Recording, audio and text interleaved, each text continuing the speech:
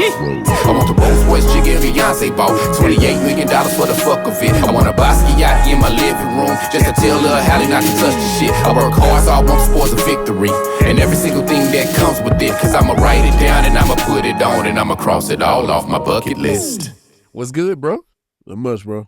Episode 1 of the Rhodes Rules podcast.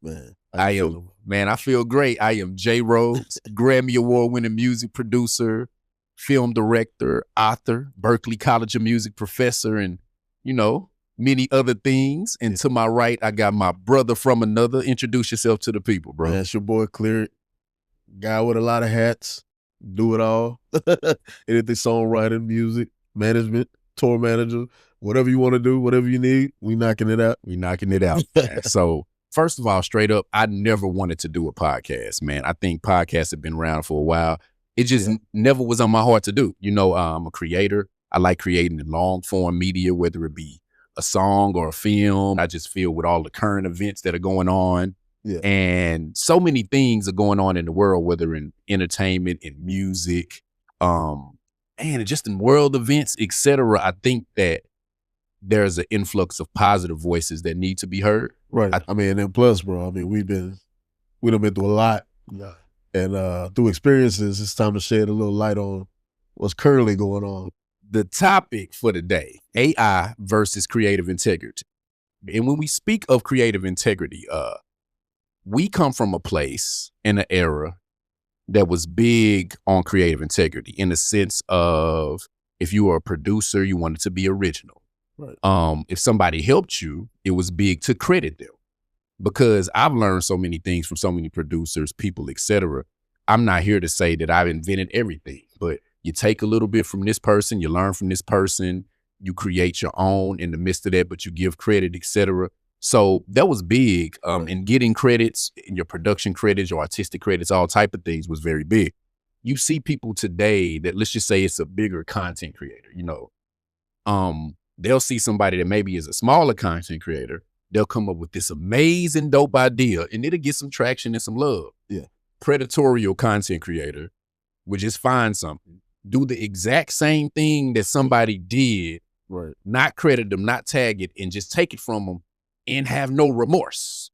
A tag would go a long way. Showing love would go a long way because we all a community, right? Yeah. Whether you're in the content creation community, whether you're in the music community, period. We're all a part of a community.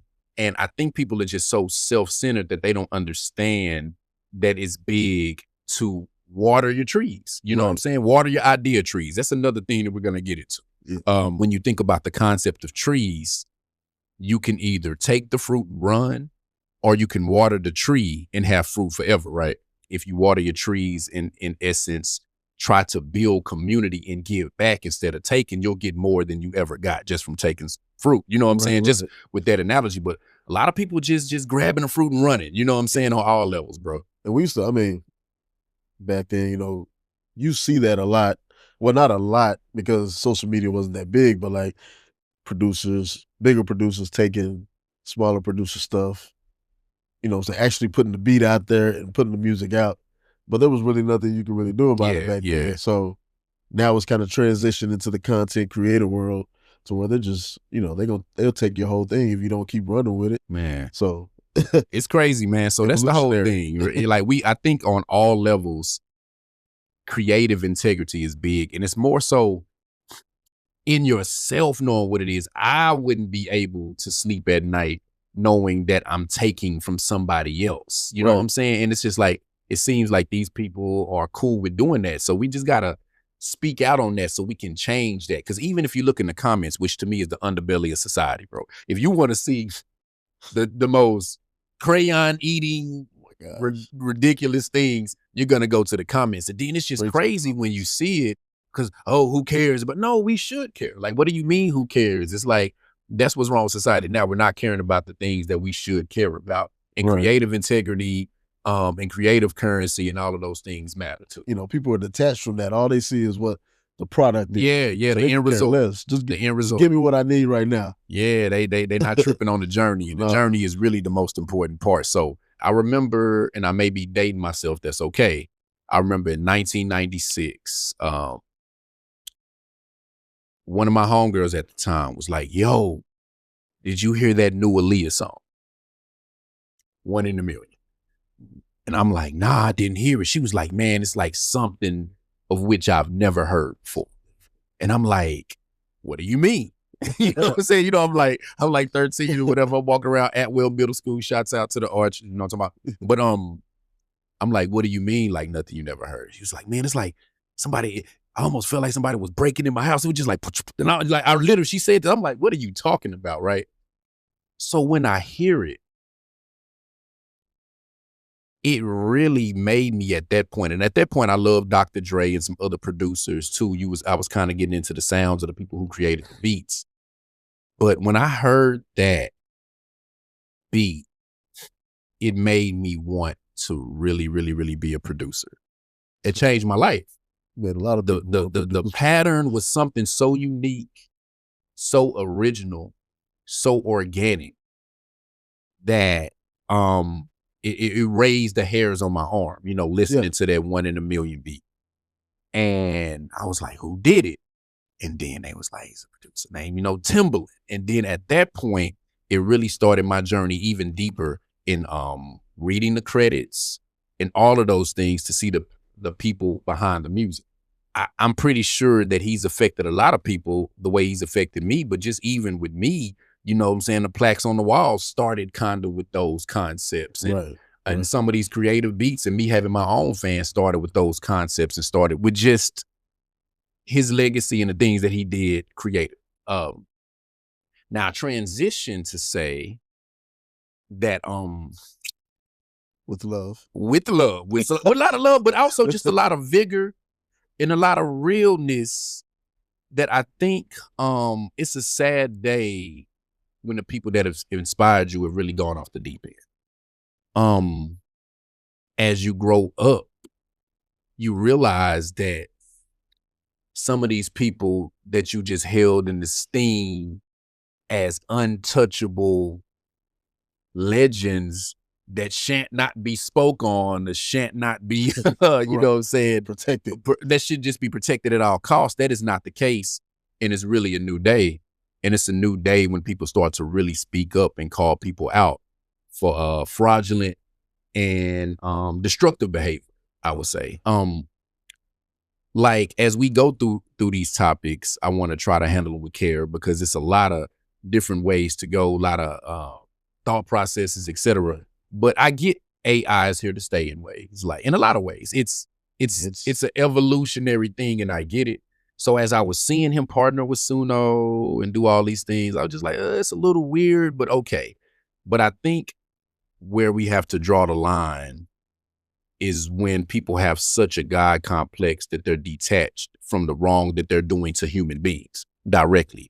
To get to the point to where he's straight up jacking somebody's beat. First of all, let's just talk about without permission. Let's just talk about that. That's the big thing. Like, you didn't even ask him beforehand, and you didn't credit him after. Right. You're not treating him like a human.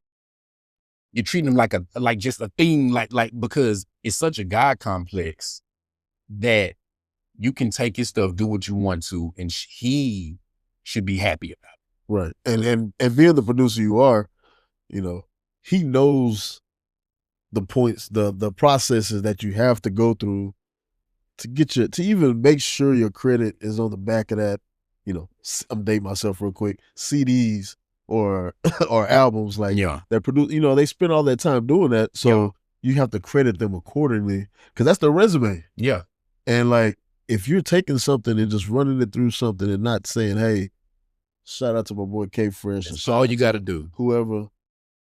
It's all. It's lost. It's still. It's still out. It's still in. And then like, because the thing about it is you're Timbaland to the point that even if you did it, even if you took the grandiose stand as I can do this, the minimum you could do is credit and talk about or invite or basically forget the minimum that you could do. Let's talk about what you should do. You shouldn't have did that shit.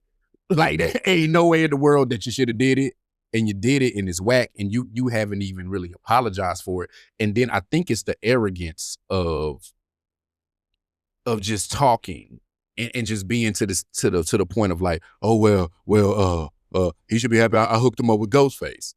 First of all, it's his music. You can't tell, like, all of these kids, if you're a producer, we treat them as our children. Now, I have kids. I'm not trying to say they're on the same level, but I remember all of my Beats features, and there's thousands and thousands of them. So this is a creation of K Fresh's, so it's his. So you almost like the state or CPS just saying that you can do whatever you want to do with somebody's child, in a sense. And I know that's very over the top, but I'm trying to say, use a visceral, you know what I'm saying, analogy, so you can get what he did, and he's just thinking that it's cool. But it's like he's balancing with, hey, I'm gonna take this, but I'm gonna balance it out by, I hooked you up with this. So, but you didn't, bro. That don't balance out, and it don't balance out because at the same time, and it's such an arrogance because you've been on your high horse so long, you don't even understand that. Okay, maybe K Fresh doesn't have your following, or he doesn't have your esteem or acclaim, but he has hundreds of thousands of followers. He posts so many beats. He has a lot of people that rock with him, to the point that he already had Ghostface's number,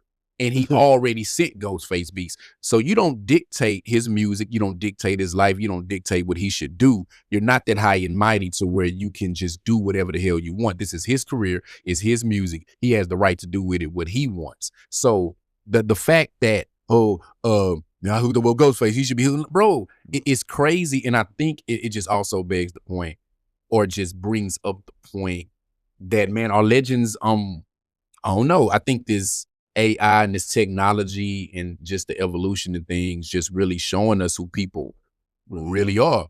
Well, it's almost like that gatekeeper mentality, right? Yeah, for sure. So at one point, you had all these super producers, and that's all you can look up to them, and that's all you had to try to, if you wanted placements, you had to try to get to them, or you had to try to get to somebody. But now it's an open book, so it's like, I really ain't gotta, I'm not worried about you right now. Like that's why everybody's more open, and they're emotionally hurt, because you got me to where I am, and then I'm looking at you like, dang, you were my God.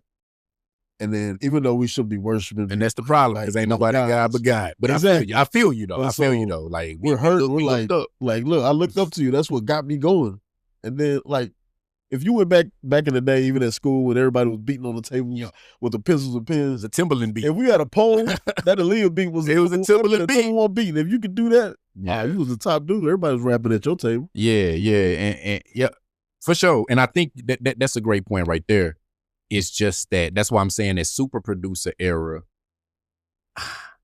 That's the era where I think people are doing just the most crazy shit. Like, I mean, because even just to be straight up, Timberland did what he did, and then I heard an interview with like Rodney Jerkins, and they were talking about it, but it's still just such an arrogance, bro. Yeah. Because even when he was speaking, he was like, oh, well, AI doesn't talk back. The arrogance to think that, I get it, in some forms you do want an artist to listen, but that an artist shouldn't have a voice, and that you're just such the end all be all, that's cool because the artists don't talk back, but artists do talk back, because that AI is a whole bunch of artists' 30-year careers that's all in this one supercomputer. Right. So you're saying the artists don't talk back, but all the artists are talking through this AI artist. You know what I'm saying? Because it's not. And why would you want somebody to talk back? That's collaboration. That's what that's what music is made of. Yeah, it's a God complex, bro. Right. The super producer, and he's, he was of that era too, the super producer era.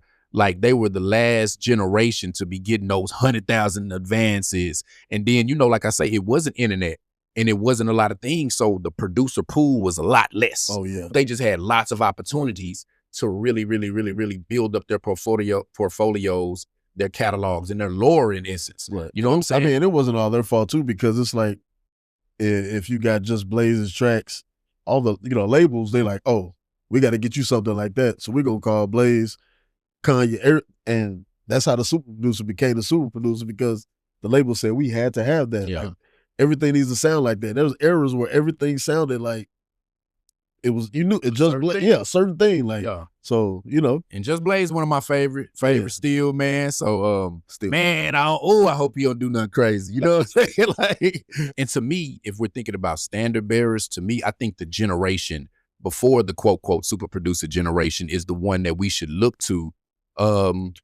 really, like, hold the standard of what creativity is, and I know AI affects more than just hip hop, but just thinking about hip hop and rap, like the DJ premiers of the world, the people that are still crate digging, the people that still care about the process, man.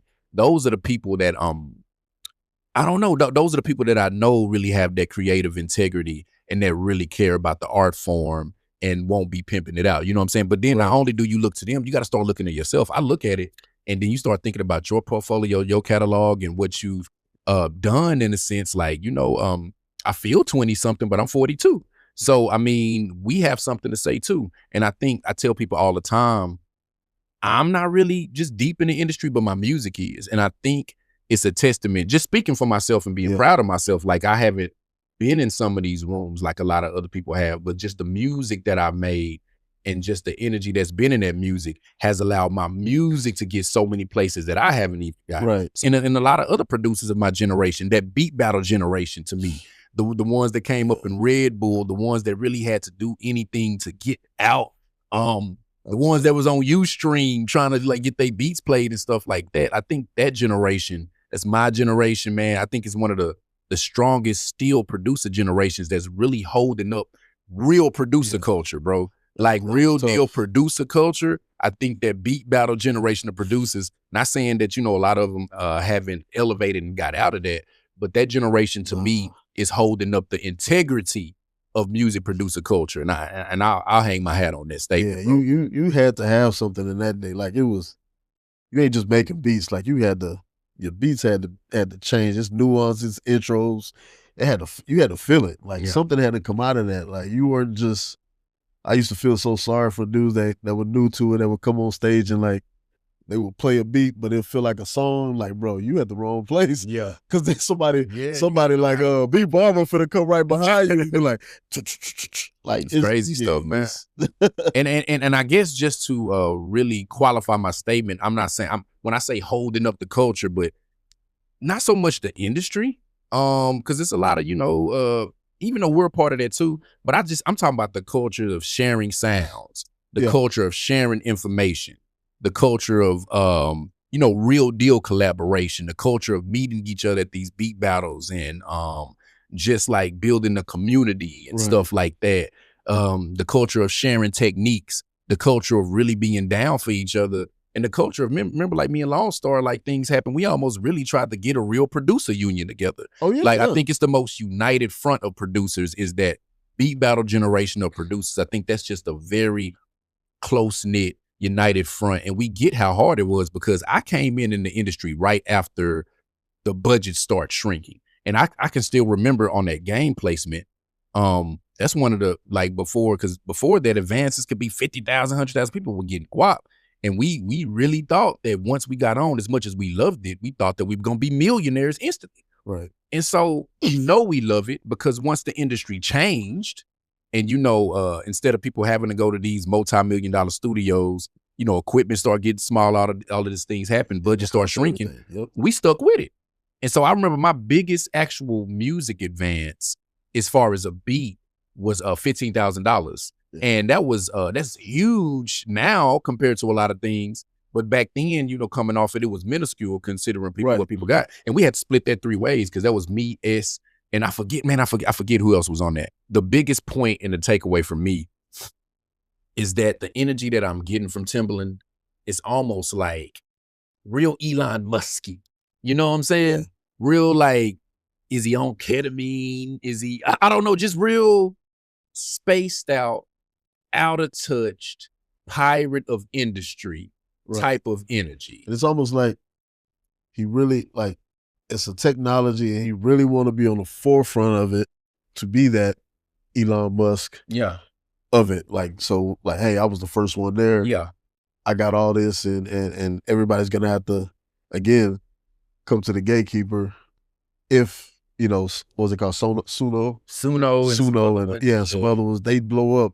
You know, he's at the top of it, and you kind of got to come see me, you know. Yeah, he wants to be like, it's just this from super producer to super villain, almost like, in a sense, just wants to be, I don't know, it's something and the energy ain't pure, and I don't really like it.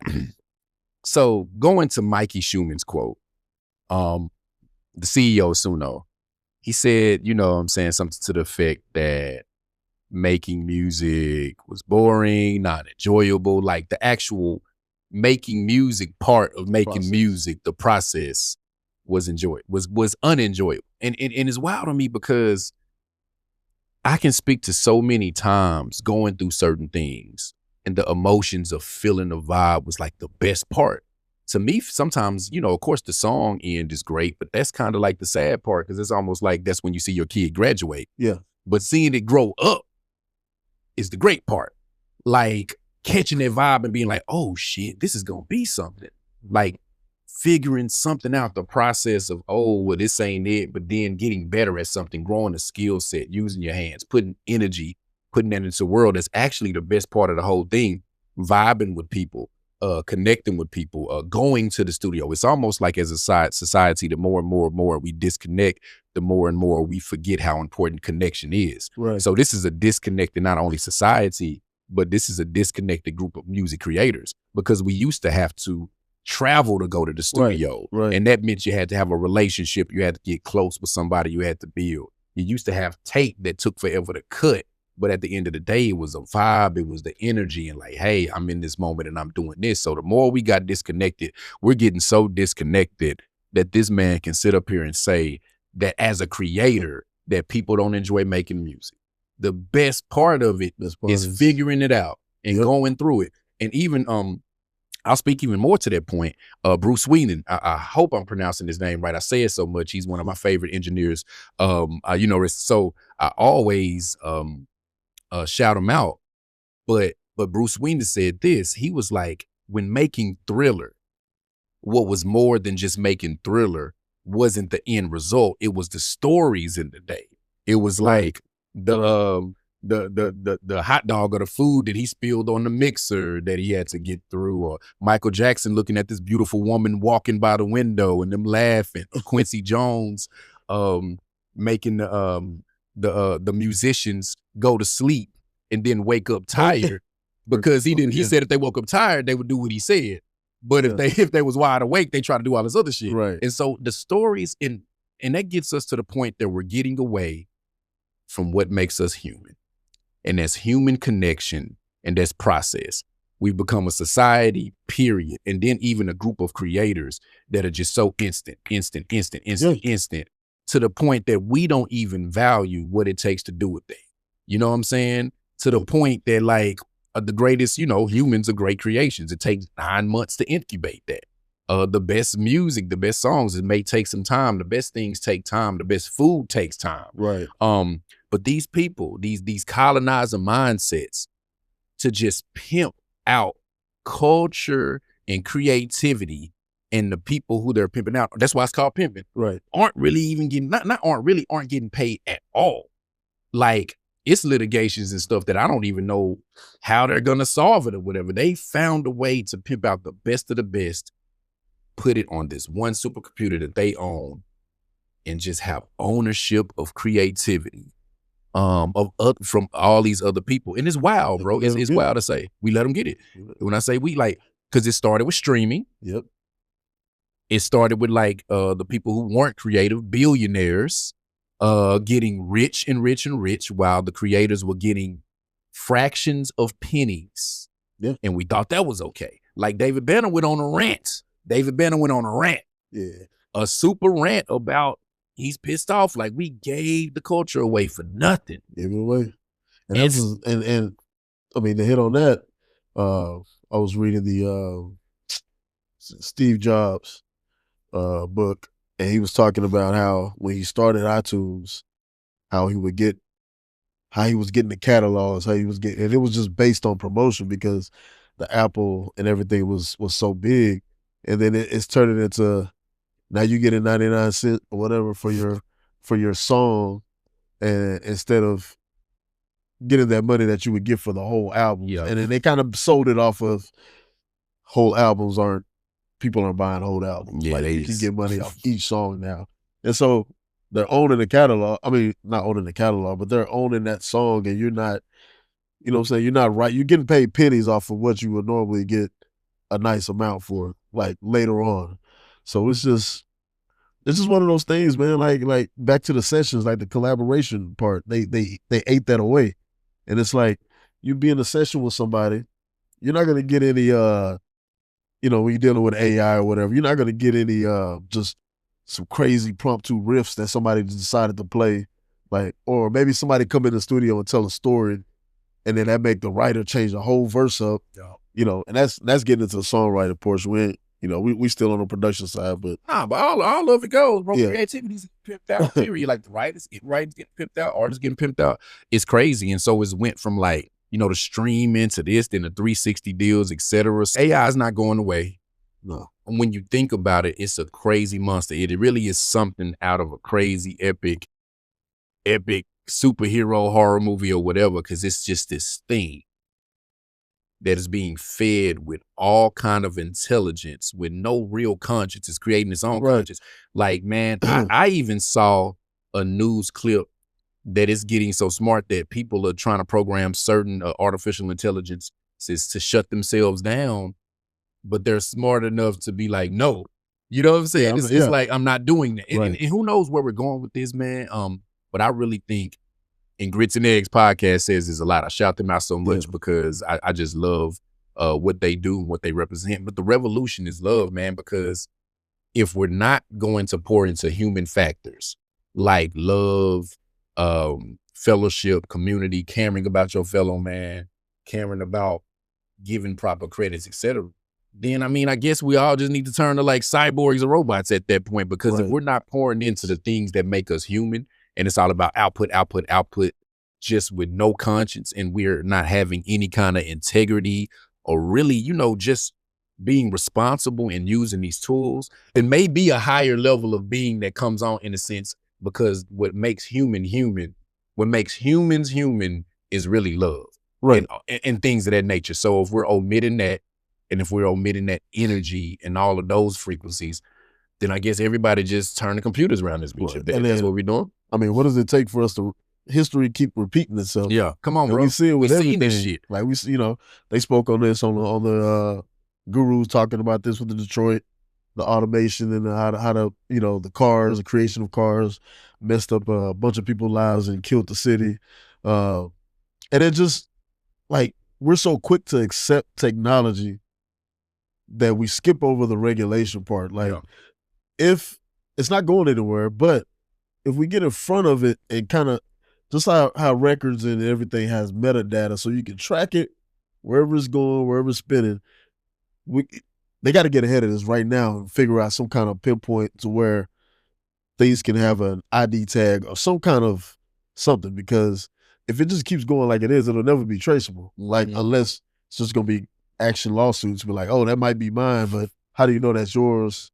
Or, AI's done phased it and mixed it with a different song, and, Yeah, man, we gotta, honestly, I think, and even with me on my music, that's why, because being, like I say, being at an institution like Berklee, higher education, like we teach all the real principles of music from so many different levels, because that's where education is. So we still, talk about tape, we talk about this, we tell them where it started so they can know where it's going and have concepts of all these things. So of course, being there this time last year, I got into AI. I started, trying to learn it and research it just to understand what was happening. And then of course, all of a sudden everybody's AI experts, they're having talks on it, etc. But I didn't feel that I needed to come out and just start trying to be an expert to talk on it or nothing, but I just kind of saw what it was for myself. And I think seeing how powerful it still was something about it that didn't feel pure.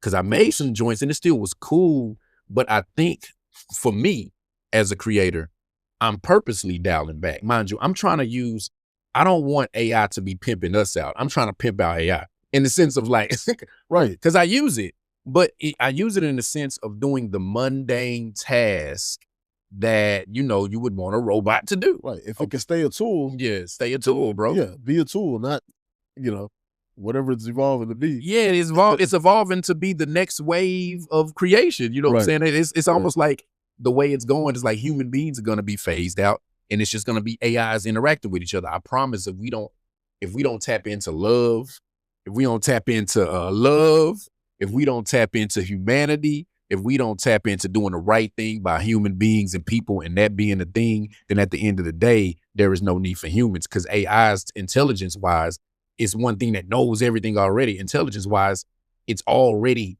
superior to our intellect. You know what I'm saying? By so much because we're just individuals and it's almost like AI is replicating everybody. So if we don't care about the individual, if we don't care about love, we don't care about the human, then we're gonna eventually, like literally, we're basically wiping yourself out. You're wiping yourself out, even bro. if you're at the top of the AI chain, you know, like Tim and you working with those people, eventually they won't need you. Like, What the fuck you talking? Like, you don't need your beats. We can get your beats made. Like, and maybe that's what he's trying to get in front of. Maybe he knows something, but at the end of the day, humanity and love will always win. To me, dialing it back is almost the answer. Like using it as a tool to really, like, if I have a lot of points, like, you know, I'm a script writer. I have all this beautiful stuff together, and then I say organize it. right. Do that. You know what I'm Right. saying? And then, you know, maybe you can use it as that. And even I'm even questioning that because even just the carbon imprint on what I'm hearing supercomputers can do, the more I need to research more about that. But I heard they use so much water, like supercomputers and AI. cooling, I just heard that at the end of the day, if the carbon imprint ain't worth it, then I would rather do my own outlines. You know what I'm saying? I'm Right. trying to do my research on that. But as of right now, I'm using this artificial intelligence as a tool for my creativity. And I'm not gonna ever try to do something that is gonna replace my fellow man and make me not try to give my fellow man and my fellow creator their proper credit. So I think dialing it back, man, is big. Like it's a lot of AI tools that I could use musically, but man, I think at this point, what's crazy is I always was the young dude, but now I'm old school with mine. I got the same setup, you know, because just the way I think that the way I create, it's a human element to it that still you can't duplicate with AI. It's a certain frequency, like the certain day that I had, AI won't know about that. Right. The certain feeling that I had. And then when you put all these little things together, the separation is going to be in the people who dialed it back and were human with it. Because I know how this stuff sounds and maybe people can't feel it, but I can feel it and hear it, like being around music and putting in my 30,000 plus hours in it. I can hear. I mean, you can hear the difference. You can hear the rawness when somebody's actually playing a guitar, or if you didn't trim a note right on the MPC or whatever, you can hear that little extraness that adds into it that you keep in there because I'm telling you, my ear is trained and it's a certain hiss in the AI song. Like I can't even explain it. It's almost like it's the hiss of the devil or something. No, but no, it's a hiss, bro. It's a certain sound and it ain't the same. And it's like, I think even if you can't tell it, it's a certain frequency that may go into like, you know, the same frequency that I heard when I heard 1 in a Million for the first time, or Nothing But a G-Bang, or just whatever other great song that you heard, or whether it was Thriller or whatever. It's a certain frequency that I really don't think that it would be able to duplicate just due to that human aspect, that God energy that's really, that we really possess. it's not divine, man. Yeah, it's not divine, bro. It's artificial. So, I mean, you taste the difference between a Dr. Lightning and a Sprite. Like, it's like, that's that family reunion shit. They had them Dr. Lightnings. hey, you know what I mean? Dr. Thunder, whatever, you know what I'm saying? And Big Rojo. You know the difference, man. Like, especially if you do this, like, this is what you do. Yeah, it's a difference. Know the difference. Maybe the consumer, you know what I'm saying, depending on the consumer that can feel it. But I think art, we really have to go and really understand that it's art and it's a certain process that matters in art. Like at this point, AI can reproduce probably something that Basquiat would draw, or it can reproduce something that Banksy would draw. Like, you know, maybe it can do that. I think I'm pronouncing that artist's name right. My favorite street artist. But does it matter really? Because I ain't trying to be, I think with music is different, but it's the same thing when I think we have to really start looking at music as art, like the art community looks at art, right? Because in the art world, you got prints, you got replicas, you got a set of art. No, we got to start looking at music like mofos look at fucking J's. Now think about it. There's a lot of replicas out here that look just like J's. But if it don't come from the right factory or the right place or whatever, you ain't fucking with it, right? In the art community, somebody can have a painting that looks just like another painting or is pretty close. But if it doesn't have a certain seal to let you know that it came from that particular painter, that shit is worthless. So I think we need to start treating music and shit the same way. Okay, yeah, this shit sound just like Michael McDonald, nigga, but it ain't. It ain't the real Michael McDonald. It ain't the real Michael McDonald. I'm just saying we need to start treating music the same way that we treat J's and that we treat the art at this point, because I think it really needs to come back to the creator, and it needs to be more artistically driven, not like mass production, but come back to be like, is this really a one-on-one or is it a duplicate? So like, it's almost like having its own genre, right? You got the real music out, and then you got, oh, I made this with AI, so it's called prompt music or something, like something that lets you know that, hey, this ain't the real deal. It ain't the real deal, bro. So you know what I'm saying? You don't get the USDA stamp. This ain't, no, bro. This ain't a good steak. And so what we gotta really start caring about the culture like that. And I think that you gotta start caring about humans, and you gotta start really caring about the process and stuff, because if you do that, we can make all this technology obsolete, because it has to go back and have a stamp proof of who created it and why, et cetera. But we have to start really caring, and it matters to care now, because at that point, these people can't eliminate the human experience and what it means to be human. And that's a big thing too about the industry too. It's like, why are full of creators, right, that's making music, that's changing lives and done so much stuff, but still wants to be evil.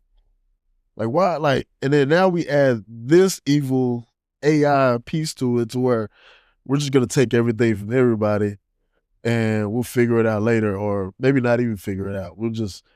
It's just another thing. Like, it's just full of snakes. Like, yeah, it's crazy. It's evil, bro. And it's like, now that, like, you may love technology and into it, but it's like, it's almost gonna be the point where, like, you do or you don't. Like, you with it or you're not. And it's gonna, like, if it keeps going the way that it is, it's gonna cancel out, you know, the realness. And it's almost gonna be like a separate faction that, like, and we make our music from sessions, we use everything, and you got this side over, oh, we do AI, and you know, and it's gonna be up to the consumer to figure out what's winning. Yeah, what's the better product. We got to start treating this shit like J's and art, bro. And I think, you know, it's gotten away from us. They've known it's gotten away from us. It's been the people that can't, you know, I don't know, that don't care about music. A lot of people can't make it or even just know their process. Like, it's a whole culture that's been bred from music. It saved so many lives. Just the process. Like, once I realized I wanted to be an artist and a producer, I've dedicated myself to this for 2 decades plus, to learning it, to embodying it. A big part of pursuing music and being good at it keeps me grounded in life, makes me a better person. And so let's not take that away. We not taking that away, man. And now those 10,000 hours don't even matter. Yeah, but they do matter, and they really do. And I think we gotta really reel it back in if we want to stay. If the human race doesn't want to become extinct, I ain't trying to be funny. We really got to start. It's already so much crazy stuff going in the world because we're not caring about community things. We're becoming just capitalism is running everything. But we got to get back to that village mentality in all things, because these things matter.